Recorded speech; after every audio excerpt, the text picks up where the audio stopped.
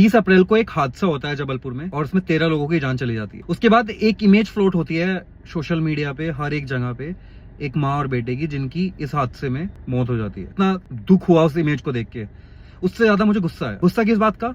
लापरवाही का, कि उस बच्चे ने लाइफ जैकेट क्यों नहीं पहनी। ठीक है, उसके बाद बहुत सारी वीडियोस देखी मैंने, तो देखा कि ऑलमोस्ट 60-70% लोगों ने ही लाइफ जैकेट नहीं पहनी थी, उन्हें प्रोवाइड नहीं की गई थी। तो इस पे बयान आता है कि लोग फोटो और वीडियो बनाने के चक्कर में लाइफ जैकेट नहीं पहने हुए थे। चलो ये भी मान लेते हैं, क्योंकि आज के टाइम में लोगों को अपने लुक्स ज्यादा इंपॉर्टेंट है जान से ज्यादा। बट फिर उस मामले में मैं थोड़ा अंदर तक गया, है ना, बहुत सारी पोस्ट थी, देखा, फिर थोड़ा बहुत पढ़ा, तो पता चला ये तो यार हाईली नेग्लिजेंस केस है, करप्शन का केस है, बहुत सारी चीजें निकली इसमें।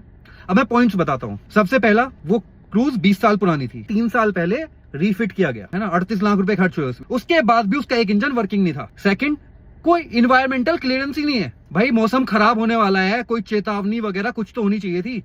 तो ये दुर्घटना है? मुझे तो नहीं लगता। ये करप्शन है, नेग्लिजेंस है, लोगों की जान की कीमत नहीं है। 30 अप्रैल को ही दिल्ली में भी एक केस होता है, द्वारका में। डीडीए का एक गोल्फ कोर्स है जहाँ पे 3 बच्चे डूब के मर जाते हैं एक तालाब में, उनकी डेड बॉडी सुबह मिलती है। तो भाई एक तो इतना बड़ा गोल्फ कोर्स ये रईसों के लिए बना रखे है तुम लोगों ने, उसके बाद वहां पे कोई सीसीटीवी नहीं है और इतनी छोटी दीवारें हैं कि 8-10 साल के बच्चे उन्हें कूद के जा पा रहे हैं। एंड ये कोई पहला केस नहीं है। आज से 3 साल पहले 2023 में भी सेम जगह पे 3 लोग डूब के मरे थे और तब इन्हें आदेश दिया गया था कि दीवारों की हाइट जो है ऊंची करे ताकि लोग ऐसे आ ना सके। अब कुछ लोग बोलेंगे कि यार ये तो माँ बाप की भी लापरवाही है कि 3 बच्चे चले गए, है ना, स्विमिंग करने चले गए तालाब में। अरे वो गरीबों के बच्चे थे, मजदूरों के। तुम्हें मिली है प्रिविलेज कि तुम्हारे माँ बाप तुम्हारा ख्याल रखते हैं, कहाँ जा रहे हो, कहाँ रहे हो, कब क्या कर रहे हो?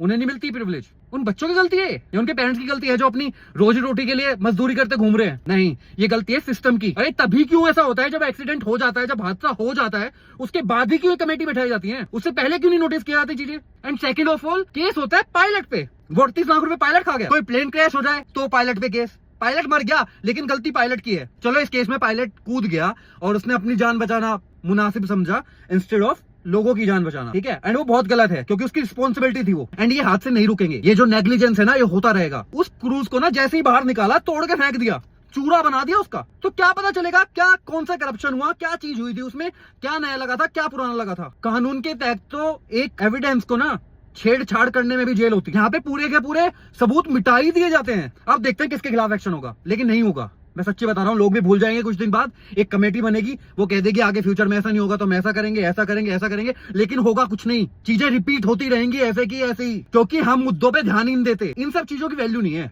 ये तो केस चलता रहेगा या केस में कम्युनिटी बनी गई है ऑलरेडी, तो हो जाएगा केस सोल्व। हम एक सिस्टम बनाते हैं इन सब चीजों के लिए, ये आधार है हमारे सिस्टम का। और ये हादसे आज किसी और के साथ हुए, कल हमारे साथ भी हो सकते हैं, हमारे परिवार के साथ भी हो सकते हैं। तब हम क्या करेंगे?